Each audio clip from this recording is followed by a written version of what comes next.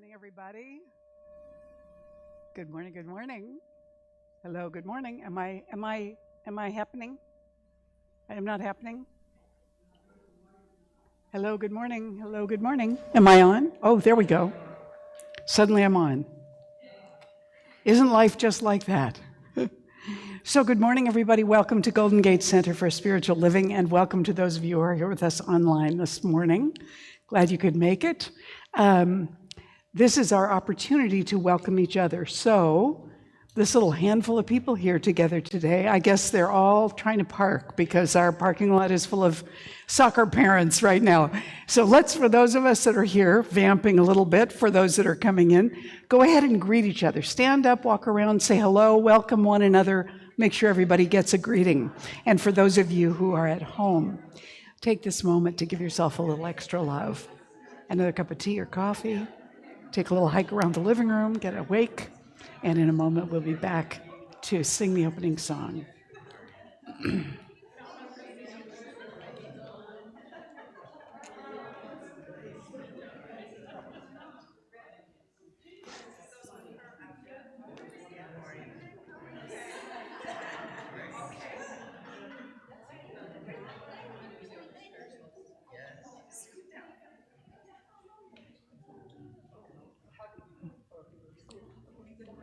Good morning. Is it okay if I talk a little bit too? Be here. There should be plenty of time. Yeah. No, just a minute.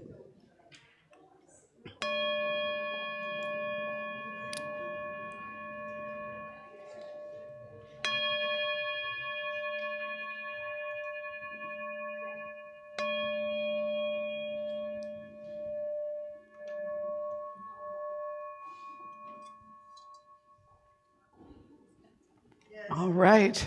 So today we have with us Carolyn Gauthier. She is the music director at Unity in Marin, and she is also doing our music scheduling now. Now, Carolyn comes from a very musical family. She's been performing her whole life, and her favorite musical experiences have been singing with different choirs like the Lighthouse Singers Gospel Choir and having her own band, Full Circle, and recording a solo album. And by the way, there are free copies of that album back on the activity table. The welcome table this morning, if you happen to want to take one with you. So we're doing a song this morning that Carolyn wrote, and she's going to tell you about it. Go ahead.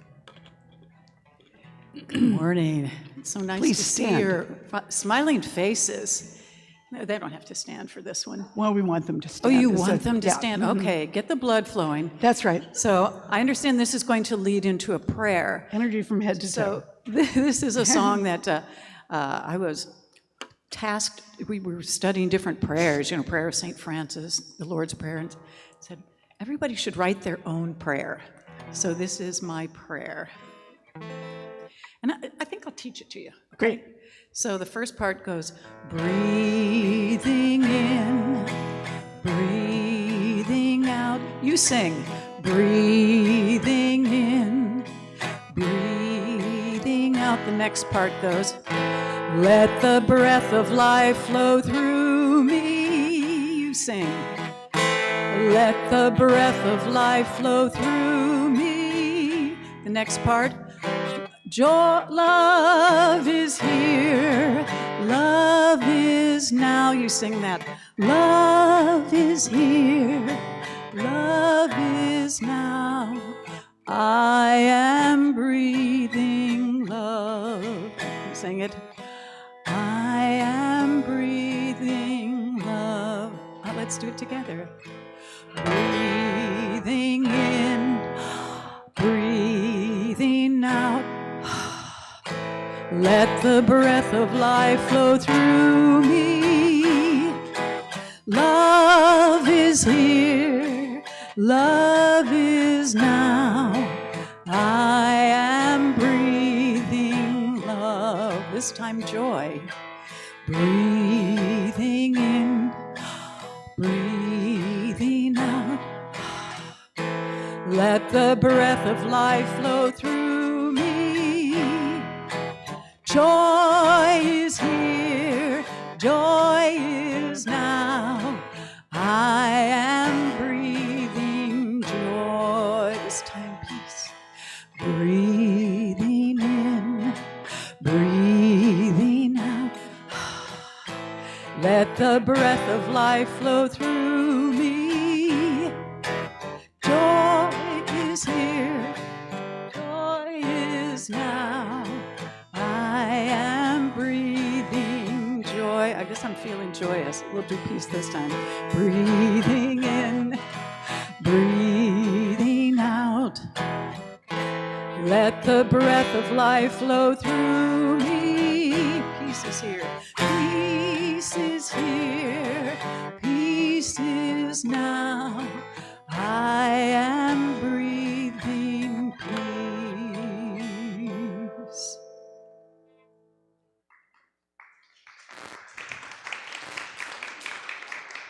Go ahead and be seated and silence your cell phone so that we don't have any interruptions going on as we begin to turn within and center for the service. And our morning practitioner, Leslie Giannetti, is going to come up and pray us in right now.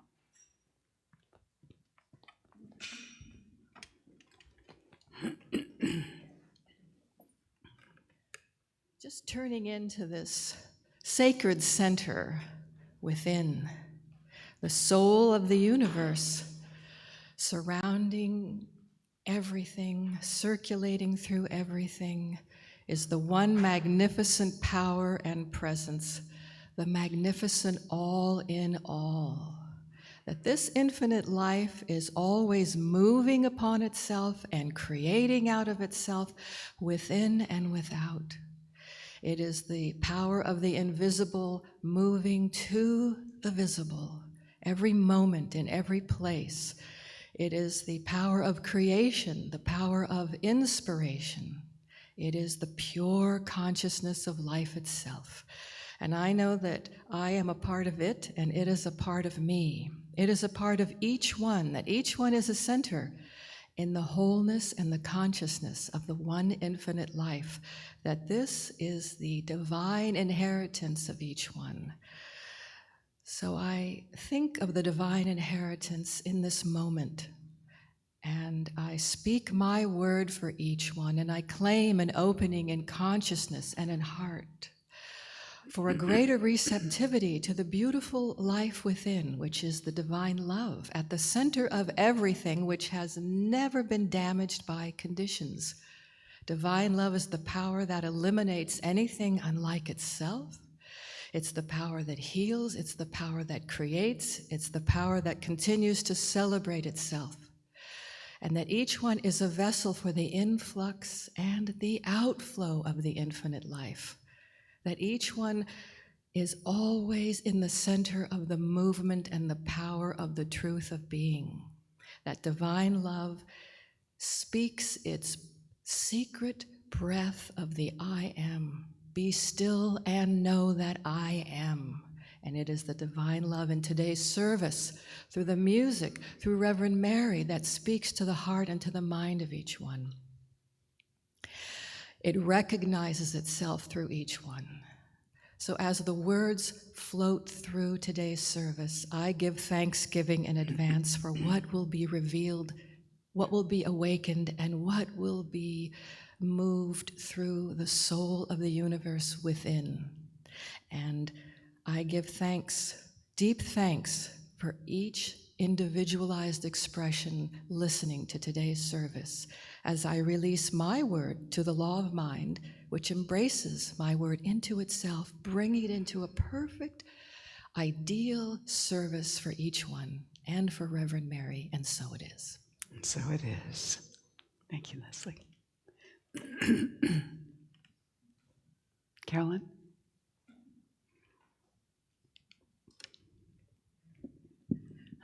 I'm settling in a little bit. I actually gave the introduction for this song. This is the song that's called My Prayer. Oh.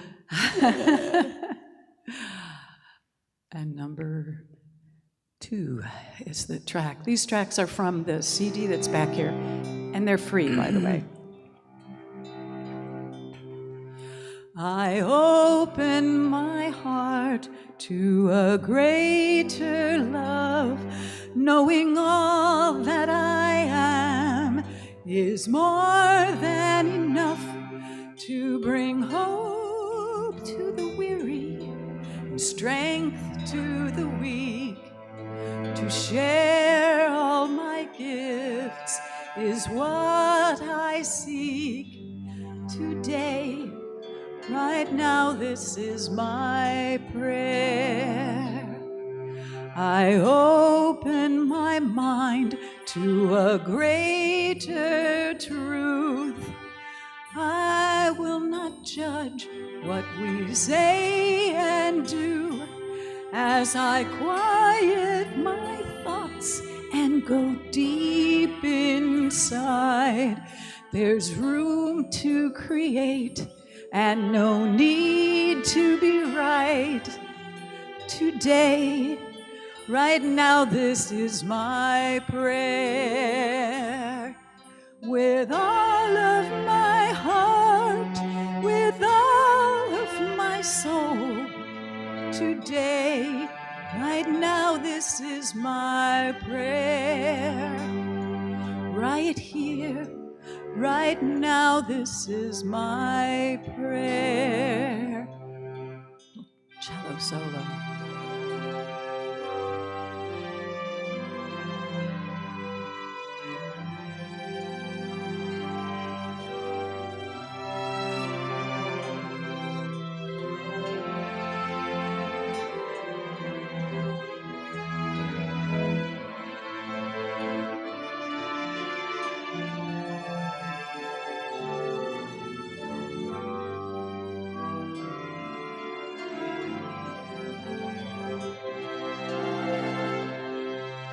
I open my life to a greater peace, so that all that I do comes with joy and ease.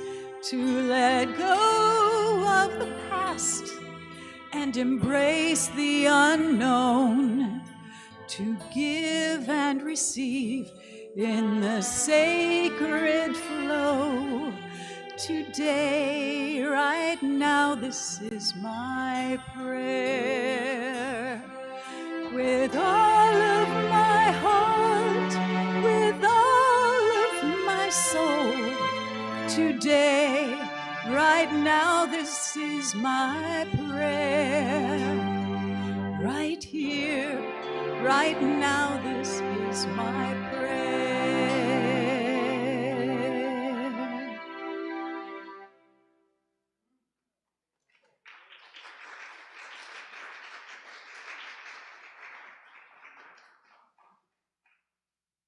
Thank you, Carolyn. I think we got two prayers, actually. This one and the other one. Yeah, wonderful.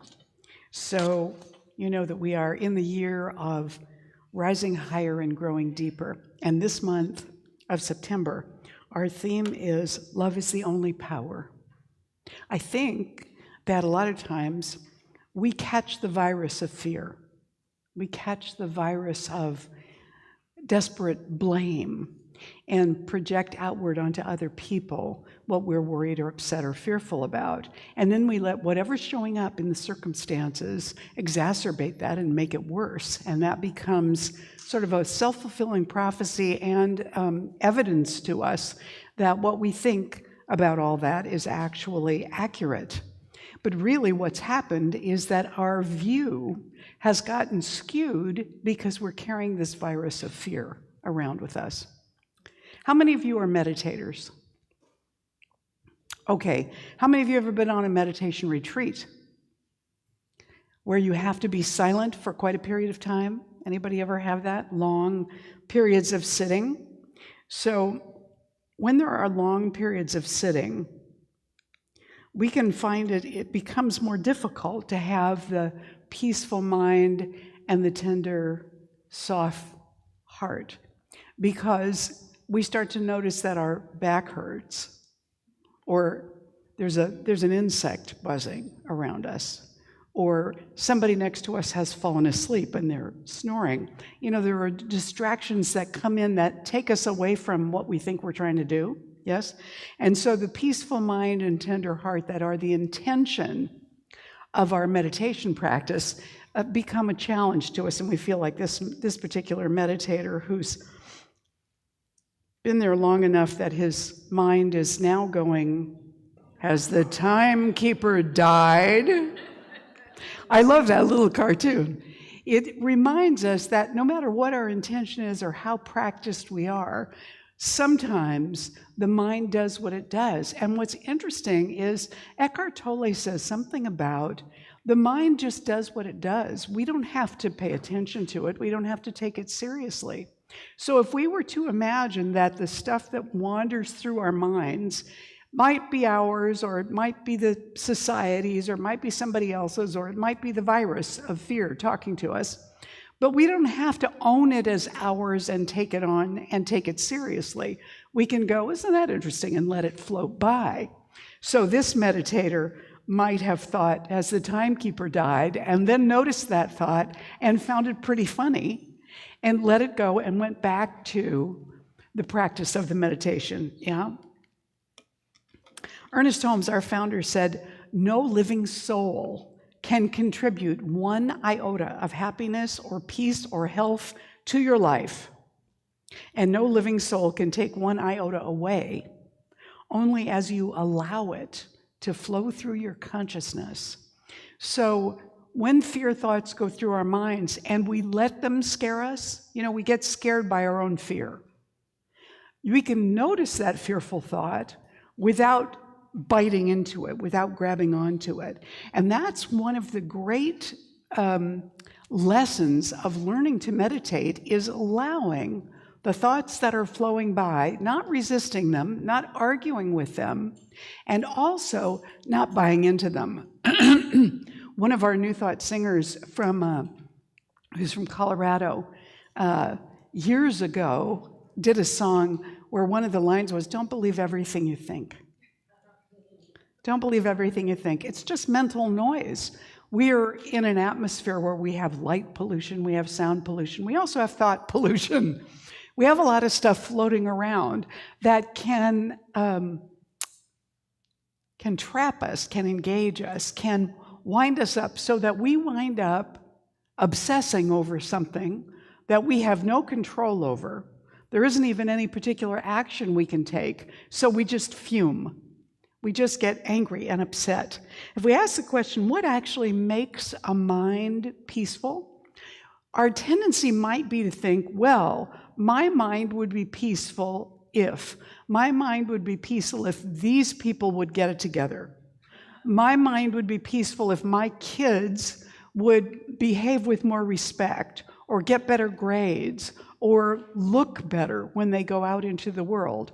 My mind would be peaceful if. And as long as that if has to do with somebody else's behavior or appearance, it's not going to work. They could do everything that you said, and your mind could still be not very peaceful. Do you know what I mean? It doesn't really depend on them, although it may look to us like it does. So it just means that we've collected a lot of excuses for having an unpeaceful mind.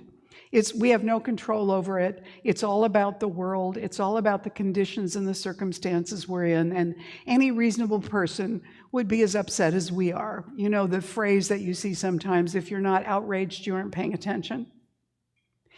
That is a meme. Memes become contagious, right? So your mind starts to float around in that realm. And as we know, our thoughts that are repeated with feeling are creative, which means that we're going to reap more of that. Just exactly what we're complaining about that we don't want, that we would be more peaceful without, we're cultivating so that we can be less peaceful and have an excuse not to be. It isn't really working for us. Ram Dass said resistance to the unpleasant situation is the root of suffering. So we become the cause of our own suffering by engaging again and again in that place where we get caught and feeling very justified in it. We have all this evidence for how terrible it is. Can you relate to what I'm saying to you at all? Do you recognize this in yourselves? I know I do it.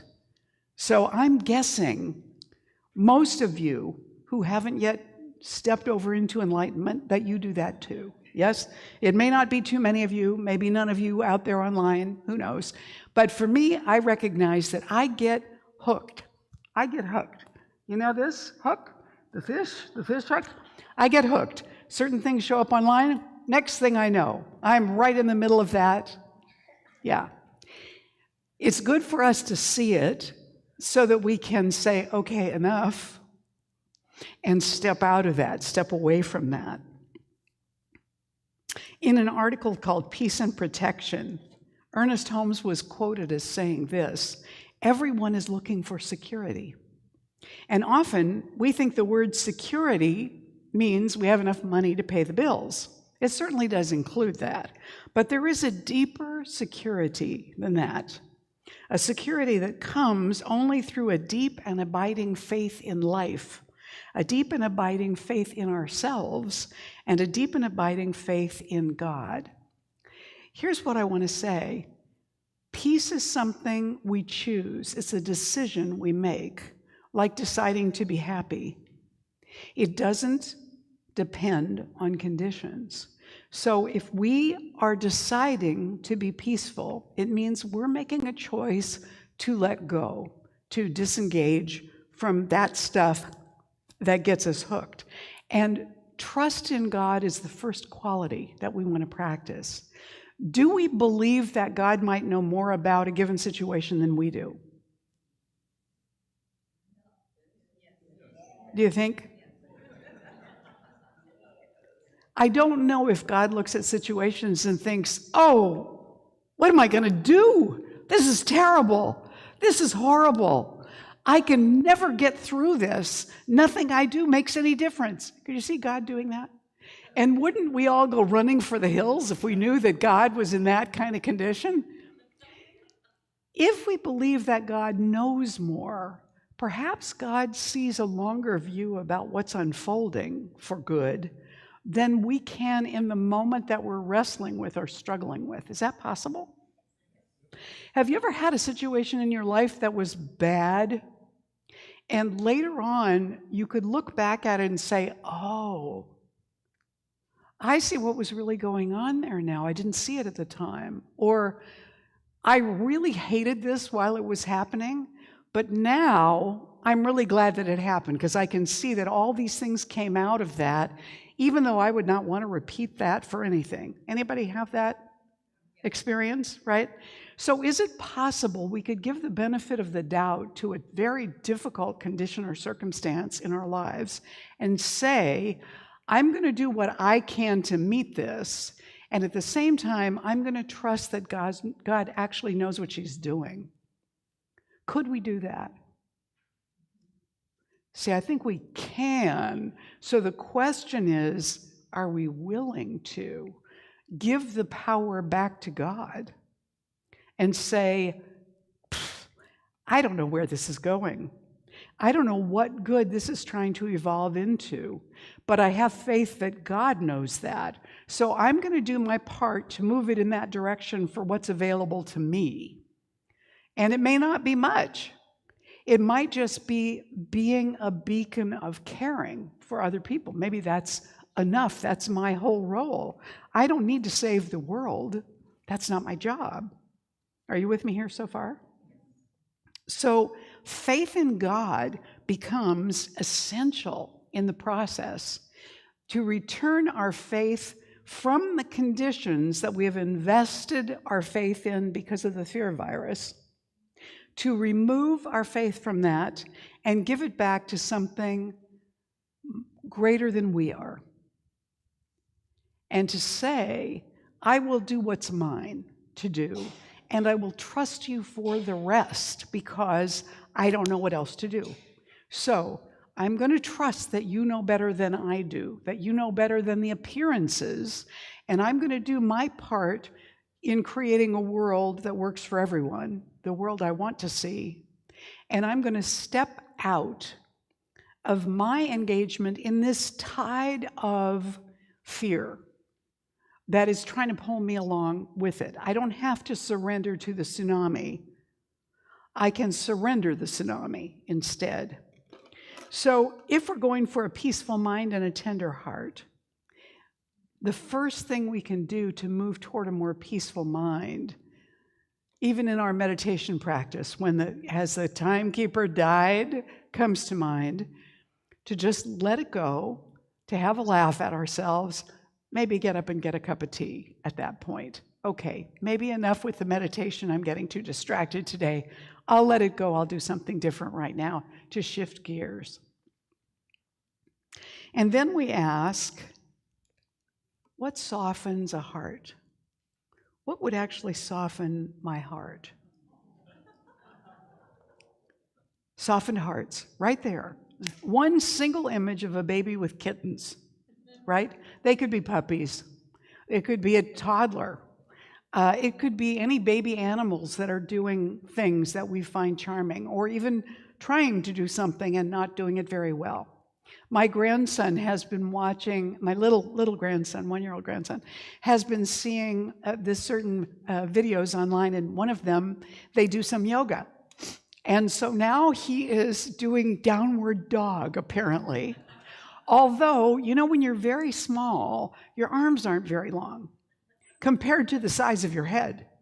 And so instead of doing downward dog, the way people normally do, he puts his whole head on the ground. He looks like he's going to do a headstand. Now, this baby is a year old. So he leans over, he puts his head on the floor, and then he stands up with a huge grin on his face, and he claps. Now, when you love somebody and you see that, your heart opens, your heart softens when it happens. What can we do to increase the compassion, the tenderness of our hearts when we see something that hardens our heart? Perhaps we can become aware of how tight that feels. Perhaps we can pay enough attention to our physical body that we get a clue and we say, I'm feeling really stiff right now. Let me go find some kittens to look at. Let me go find a picture that I think is beautiful and awe-inspiring and soothing. Let me do something that reminds me that there's a lot of love and beauty around me in the world, and it's available for me for free. I don't have to earn it. It isn't restricted. The sun and the rain, they're going to happen for me no matter what anybody else thinks. That's still going to show up. Holmes said, the beauty of divine nature is everywhere we look. The color of the desert at dawn, the daffodil in its sweet simplicity, the majestic beauty and strength in the mountain and the wave. Beauty is symmetry, charm, grace, and loveliness. We can identify ourselves with this beauty that pours its warmth and color over everything and is the root of our being. That's what we're made from. That's my aside. He says, if you would catch the vision of the joy which should be yours, you must dry your tears. You must lay aside your fears. You must think from the inspirational center within you, which is nothing less than the divine singing its song of life through you. That's always there, but it gets covered over and obscured by that fear virus. The inoculation, the vaccination that you get for the fear virus is turning your attention to something that opens your heart. Turning your attention to something that you know still exists in abundance in the world and makes you go, ah, or oh. To soften, or something that is so beautiful that it practically renders you speechless. It might be mountains in the snow, it might be the ocean, or the desert, or it might be a loved one. Just looking at them, and you're so filled with appreciation of who they are and the way they are in the world. Jack Kornfield, who teaches at Spirit Rock, teaches meditation. He says, the aim of spiritual life is to awaken a joyful freedom, a benevolent and compassionate heart in spite of everything. A joyful freedom. That's your inoculation against the fear virus. Our spiritual practice is the inoculation against the fear virus. And I think that just like we're getting booster shots, for pneumonia and for COVID and God knows what else, for the flu virus for the year, whatever it is that you're supposed to get a booster shot for. You get it like an update, right? Because the virus mutates. And so speaking of viruses, and so the old inoculation that you got against last year's virus is not going to work quite so well this year because that virus is so smart. It wants to survive, so it's mutated. Well, the fear virus does that too. Every time we have a war, our warriors are enculturated to see the other group as other, as dangerous, as evil, as difficult. Why? Because they might not be willing to murder other human beings if they didn't see them that way. That's a virus. And it becomes pervasive. It doesn't just happen intentionally for the military, it happens for all of us when there is an other to be looking at and accusing. I was in Russia in 2001 actually. And I met a lot of people who are just like us. In fact, they're very like us. I've met people from other countries, but it was interesting to me how much like Americans Russians sometimes seem to be, even though they weren't speaking English. The sense of humor, the kindness, the friendliness. So when you look at this monolithic government, that's not the same thing as the people, It's the same as some of the people, but not all of the people. Folks are getting warnings now not to come to America if they live in other countries, probably for good reason. Are we all to be feared? No. In fact, I think most of us are not scary or don't intend to be, wouldn't try to be. But if we have the fear virus and they have the fear virus, we might have an uncomfortable interaction, even if neither of us is actually dangerous, because we're looking through a particular lens that tells us something about the other person that isn't quite accurate. Does this make sense, what I'm saying to you?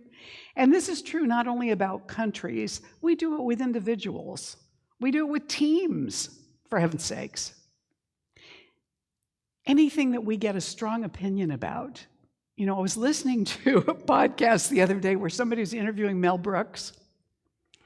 And one of the questions that was asked of him was, are there any movies that you love that you have to good-naturedly defend? He said, yes, there is one. And he named a movie that's one of his favorites that he sometimes has to defend. And I thought, really? It's a movie that I really hate. It was so interesting to me, just looking at that difference in enjoyment, in taste. Is he wrong? Am I wrong? I don't know. Does it matter? Not really. And I think a lot of times these strong opinions that we have that are motivated by this rightness, they're really not very important at all. And so when we want to have a tender heart, what it means is that we want to come to the present moment with appreciation and delight. If we need to shift gears to find something we can appreciate and delight in that softens our hearts, that's great. Shift and look for that. But we have to let go of our attachment to that fear virus that says, I'm right. And we, my team, we're right. And you guys over there, you're evil because you don't agree with me. No. What's more important is our common humanity, our connectedness with one another. So I have to let go and forgive myself for engaging in that fear virus again, and look for the antidote. What beauty is around me that I can appreciate right now? It's always offering itself to me, always. What beauty can I really be present with and appreciate in this moment? Or what can delight me and make me laugh? You know, watching videos of little babies with cats can be, I can't stop laughing. Having been around little babies and cats, and little babies and cats together, I get it. I can see this whole thing. One of the tenderest things I saw in the last few days is a little baby, fairly new, sleeping, and Mama Kitty brings her kitten over, lays it down right next to the baby, and then she curls around the two of them. Listen to yourselves. That's tender heart, right? It's almost irresistible to us. Now, I won't recommend it if you hate cats. Look for puppies or something else, But it's out there, it's available to us, it's there to delight us. Let us savor and come back into contact with the things that lift us up. That's where we want to go. So when we want to soften our heart, when we want to increase the peacefulness of our mind, we can try looking at the beauty that's around us. Here we have the Marin Civic Center, designed by Frank Lloyd Wright. This is an amazing creation that cooperated with the shape of the land, because that's what Wright loved to do. Some years ago, our own Reverend Sarah Hargrave transcribed a talk from one of her teachers, Reverend Donald Burt. And one of the things he said in that talk was, trust is the first dimension of consciousness to develop. And you can see it with little babies. It's the first thing.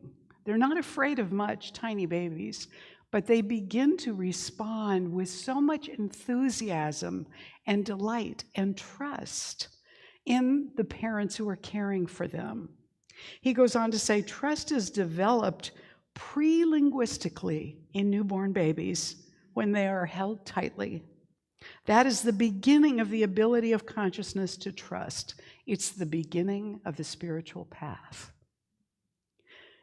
We, whether we were held lovingly or not, it's now our responsibility as adult human beings to continue to cultivate that deep trust in God. What's more trustworthy than God? We don't always actually act that way.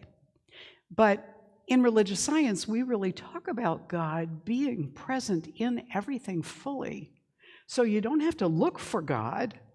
You don't have to try and go get God's attention. God hasn't gone anywhere. That presence is in you already every moment, not just a little bit of it. It's not like God is spread out really big and some little tiny bit of it is over here where you are.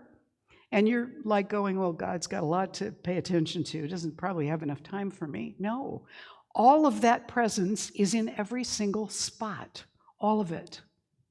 Every place that you can look. There is no spot where God is not fully there in its entirety. The great Unity minister, Butterworth, said once, God is not in you like a raisin is in a bun somewhere. Like one dot is God and the rest of it is just you. No, God is appearing as you. And the delight of it is we're totally convinced we're us, right? So that's part of the game. We have to totally know that we're who we are. The game is to find the larger self in us that is this wholeness. And the only way, I think, to do that is to trust in the wholeness and know that it's here. We are using the infinite mind all the time. It doesn't mean that we know everything, because our brains would explode. We can't hold all that. But what we need to know is within us, and we can draw on that, whether we're consciously aware of it or not. We can draw on that. So we want to trust first, increase our trust in God, or settle into our trust in God in that first dimension. And then we want to let go and surrender the fear virus. Just let it go. And that's something we have to let go over and over again. It can be comforting or soothing to engage in that fear virus because we're part of the team that's right. And so we're all feeling fearful and angry. Okay, we get to be fearful and angry together. Unity, tribal consciousness, here we go. The problem is that it weakens us. It weakens us collectively and individually to do that. It makes us less than we are. It says there's no God here present, it's just us and we're doing it. But it's not true. So living on that falsehood and engaging in that fear virus can feel tribal and team-like and like we're all in this together, but actually it doesn't develop that greater sense of wholeness and trust that we really, really want. Even adrenaline junkies, it's possible to engage in extreme sports, and I'm making this up now because I've never engaged in an extreme sport in my life. For me, downhill skiing was as extreme as it got, right? But people who engage in extreme sports because they love the adrenaline, when you're really engaged in that, the mind is peaceful. Because it has to be so that you can do what you're doing. Yeah, the adrenaline rush might be there, but the mind has to be focused. It has to be calm. Otherwise, that exactness that the person has doesn't actually fully make itself available to them. It's the same with actors and singers and performers. The better you are, that good arises out of forgetting yourself and being engaged in the thing. Does this make sense? Anything that you're doing that you're really good at, you're not worrying about yourself while you're doing it. You can't be. Because when you're doing that, you're busy watching yourself and performing judgments on it. Instead, when we let go of that fear virus and we engage in what we're doing, then the mind is peaceful. It's calm. And we can more fully be present in what we're there to do. Alan Watts said, "Through our eyes, the universe is perceiving itself. Through our ears, the universe is listening to its harmonies. We are the witnesses through which the universe becomes conscious of its glory, of its magnificence." And certainly the universe wants to do that. It wants to experience and celebrate its beauty, its magnificence, its existence. And that happens when we're paying attention. Susan Gordon Lynn said, "Letting go is the lesson. Letting go is always the lesson." Have you ever noticed how much of our agony is all tied up with craving and loss? Yeah. So when we are savoring the beauty around us, we're taking a breath away from that fear virus. When we are saying, "Oh," about something that is really darling and touching and sweet, we're letting go of that fear virus.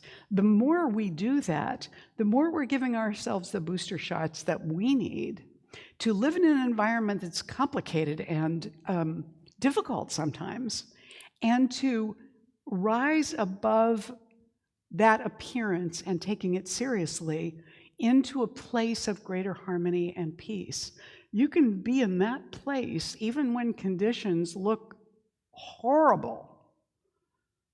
We don't usually do that, but we can. We can do that. So Ernest Holmes says this: when you become confused, stop and listen to your inner calm.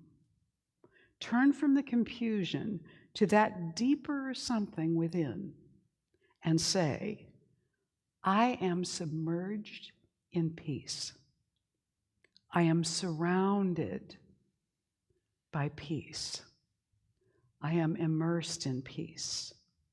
There is nothing but peace. Peace. Deep, calm, undisturbed. That's from his book, This Thing Called You. And when I was working on this talk yesterday, I kept thinking about this particular story, and this is one I've shared with you before, but it's so reflective of this idea of a peaceful mind and a tender heart. Our house was directly across the street from the clinic entrance of Johns Hopkins Hospital in Baltimore. We lived downstairs and rented the upstairs rooms to outpatients at the clinic. One summer evening, as I was fixing supper, there was a knock at the door, and I opened it to see an awful-looking man. Why, he's hardly taller than my 8-year-old, I thought, looking at the stooped, shriveled body standing on our porch. But the most unappealing thing about the man was his face, lopsided, swelling, red and raw.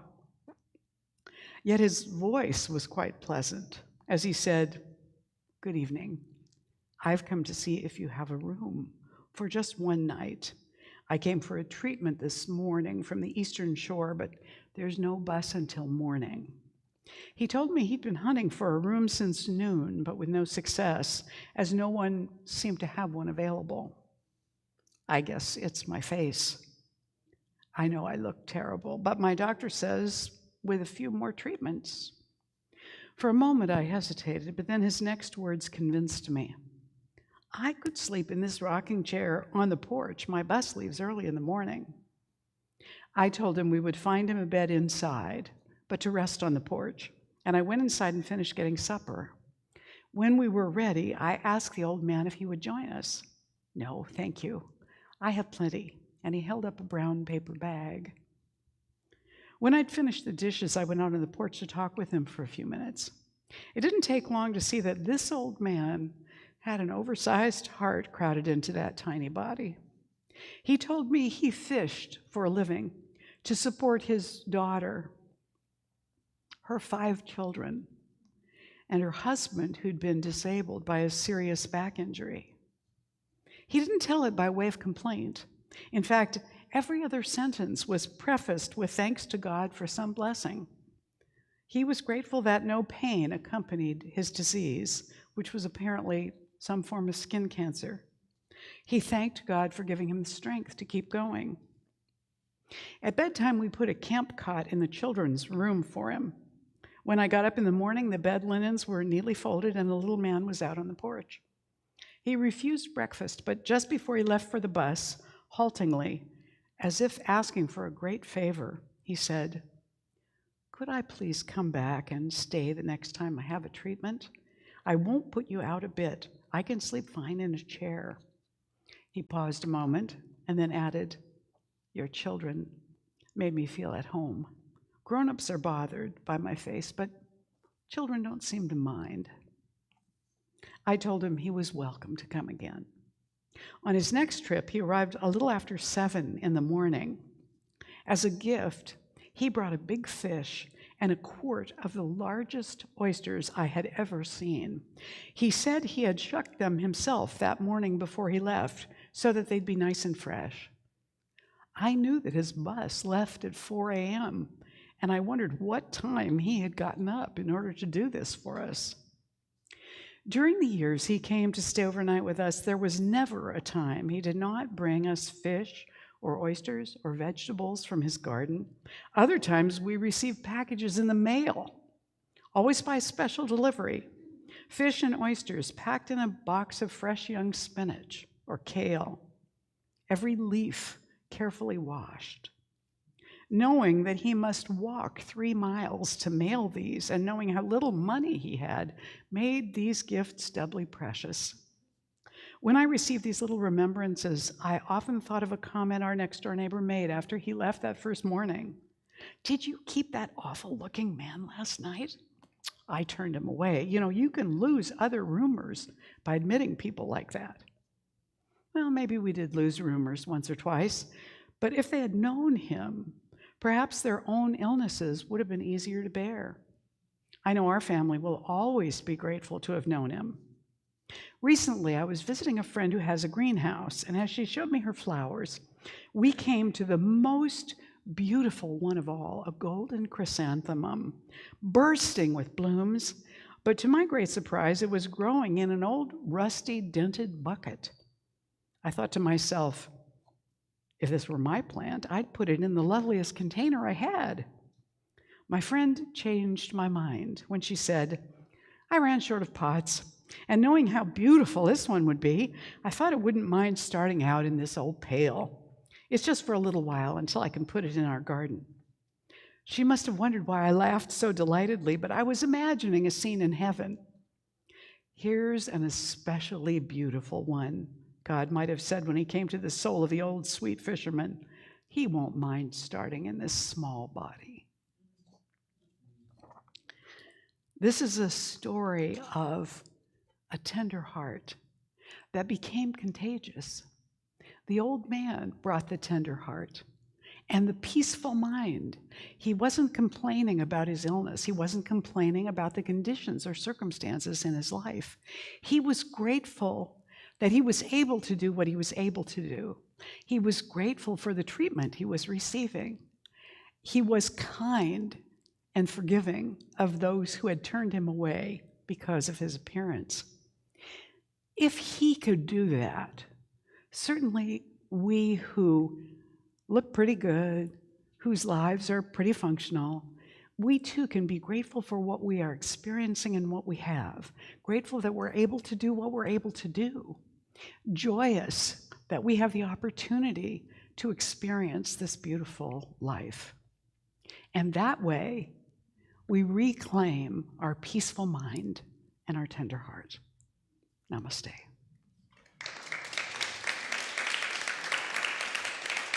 Next. Let's take a moment to anchor this now in our hearts in prayer. So as we turn within, we recognize that there is only one presence, one power. It is everywhere, and it is unlimited. Time and space have no impact on it. It's completely free, abundant, and it is in this space. It is everywhere around us. It is within us. This same peace is what we're made from, this presence of love flowing and overflowing. This is what we're made from, just as we are. And within us, there is a peaceful mind, always, that has never been diminished. We turn toward it now. We let go of our petty fears. We stop engaging in them. Instead, we claim for ourselves this deep sense of delight, of gratitude, of peacefulness. We open our hearts to all of those around us in this space, knowing that they too are the presence of God, and that presence is not only a creative genius, but it is the essence of love. There is truly nothing in this room but peace and love. We let it fill us up and awaken us and remind us of who we are, because we too are made from that. We too are that in expression now. So we claim our delightful kittenness. We claim the beauty and majesty of the mountains as our very nature. And we are so grateful to remember this, to take the booster shot of love and peace, to let it diminish that fear virus and send it on its way. We're grateful to know that this is true of each of us, it's true of ourselves, and it's true of this world. This is the deep, whole, resonant, abiding truth, no matter what else happens, no matter what it looks like. We claim it, we step into it, we remember it, and we are it. Breathing in and breathing out with gratefulness that this is the truth, we let this prayer go into the creative law of mind and spirit. We let it go to be done. and the law engages it immediately. We let it go into the heart of God where it always is and always has been the truth. And together we say, and so it is. Yes. Please stand and join me in the morning affirmation. As we say together, I am here to be truly useful to Spirit. As I offer peace and compassion in support of others, they flood into my life as well. And so it is. You may be seated. This is our sacred offering time. If you are with us online this morning and you'd like to make a donation to Golden Gate, we would love that. You can text the dollar amount you want to give to the number on the screen and then just follow the directions. And that's true for us in this room as well. But for all those of you that bring financial gifts today, we want to bless all of those. And in fact, we want to bless ourselves and all the gifts that Golden Gate has received this week in every form.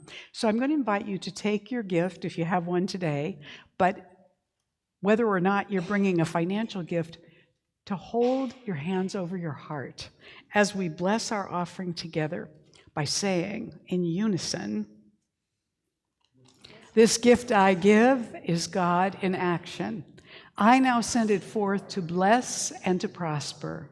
I know that everywhere it goes, it is creating a world living in love, one heart and one thought at a time.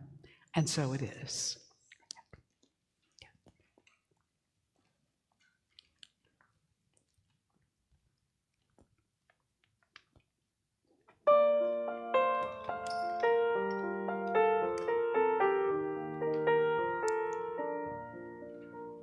When I look back on my life, I never would have guessed all the things that have unfolded and how my life is blessed through all the pain and confusion that I thought I couldn't bear. When I reached the other side, I knew that God was always there. Grateful, I'm so grateful for where I am today. Grateful, I'm so grateful for blessings on the way.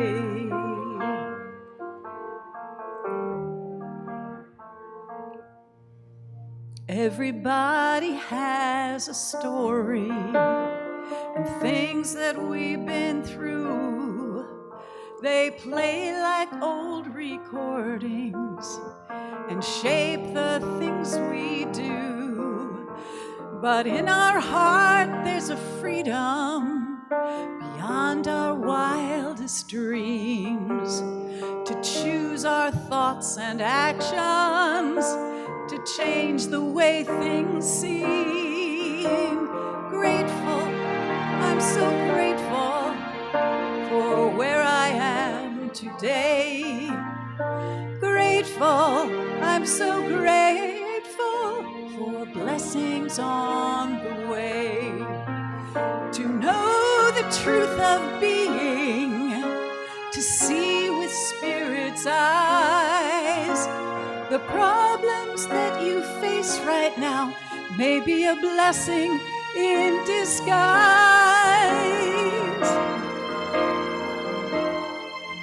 And as I live my life each day, I know I can forgive those stories that I told myself and feel God's grace and live forever in the presence of goodness and of peace. I look back on every trial and bless it with release. Grateful, I'm so grateful for where I am today. Grateful, I'm so grateful for for blessings on the way. Grateful, I'm so grateful for where I am today. Grateful, I'm so grateful for blessings on the way.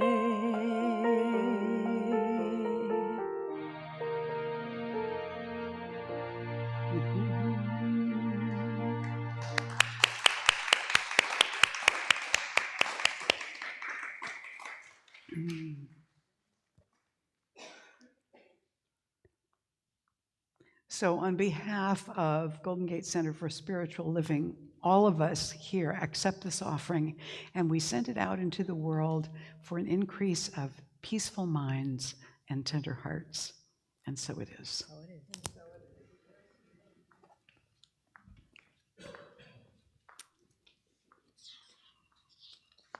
If you are with us for the very first time this morning, I want to draw your attention to the table back behind this section of chairs. This is our welcome table. And not only does it have Carolyn's CDs on it, which are available to you for free, you can just take one. There are also a lot of other flyers and handouts back there. Feel free to go and collect them. And make sure that you get a welcome packet. So inside the welcome packet, there's a magazine and also a blue welcome card. Take that blue card out, fill it out, and give it to Galen, and she's going to give you a little book, which is our thank you gift to you for being here today, and also your invitation to come back and be with us often. So anytime you use the affirmations in that little book, it'll be your reminder that we're looking forward to seeing you again. Also, I want to especially thank everybody that was engaged in setting up and creating this wonderful space for us this morning. Leslie did a beautiful altar. Let's acknowledge everybody that participated in putting this together today. All right. And also, before I go on, Frank told me this morning when I got here that and she's on the kitchen team this morning. Our Leadership Council Vice President, Lynn Law, today is her birthday. So even though she's in the kitchen, we're going to sing her happy birthday. But sing happy birthday, Lynn, when we get there, and we'll see if we can get her right out of the kitchen, okay? Happy birthday to you. Happy birthday to you. Happy birthday, dear Lynn. Happy birthday to you.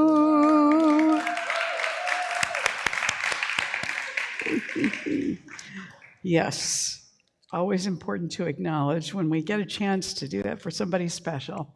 For those of you that didn't hear this last week, is it your birthday today, Joe, too? Why are you pointing at her? I know that she's here, yes. Yes.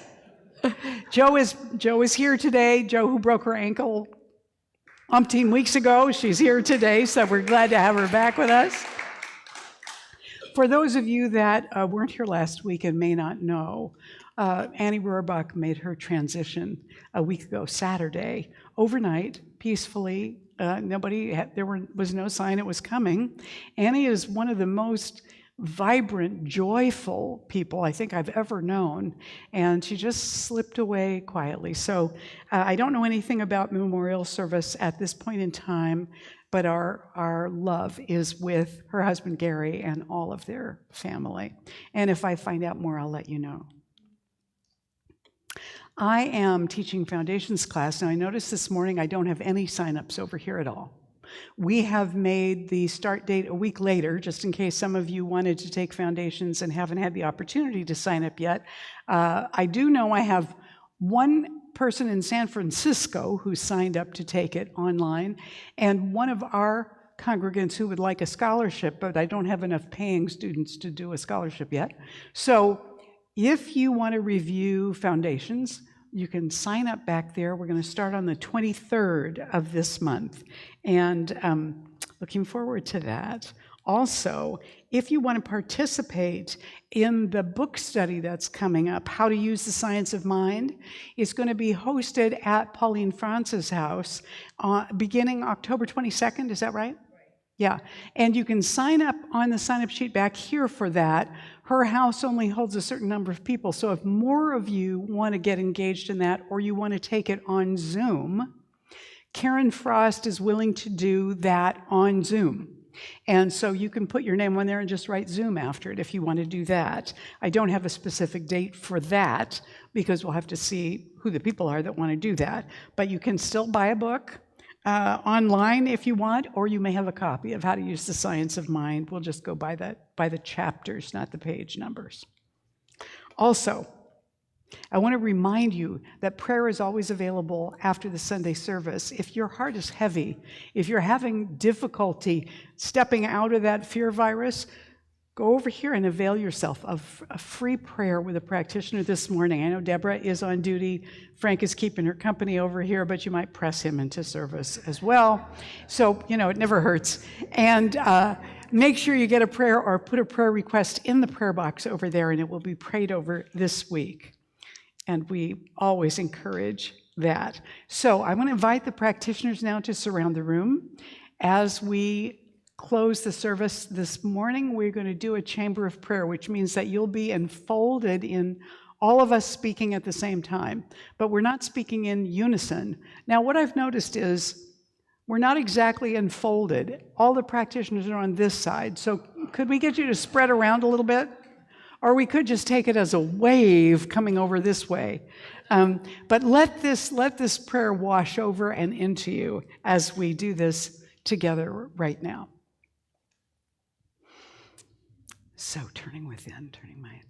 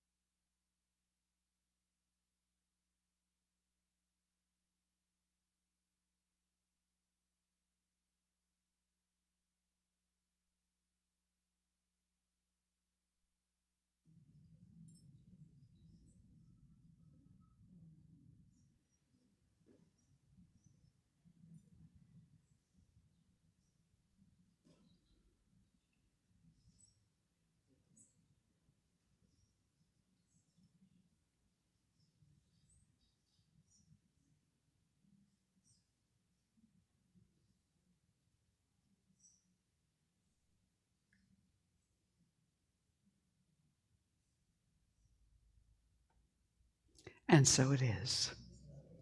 Please stand and join me for the closing blessing and song.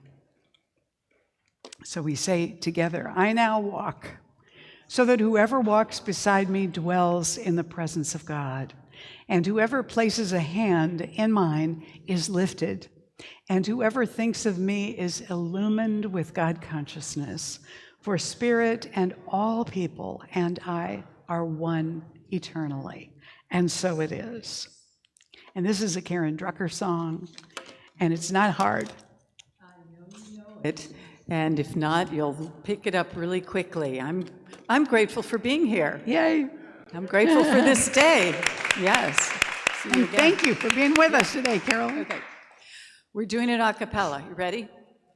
Gratitude before me, gratitude behind me, gratitude to the left of me, gratitude to the right of me, gratitude above me, gratitude below me, gratitude within me, gratitude all around me. I'm so grateful. I'm so grateful. I'm so grateful. I'm so grateful. I'm so grateful. I'm so grateful. I'm so grateful. I'm so grateful. Again, gratitude before me, gratitude behind me, gratitude to the left of me, gratitude to the right of me, gratitude above me, gratitude below me, gratitude within me, gratitude all around me. I'm so grateful. I'm so grateful. I'm so grateful. I'm so grateful. I'm so grateful. I'm so grateful. I'm so grateful. I'm so grateful. I'm so grateful. So it is.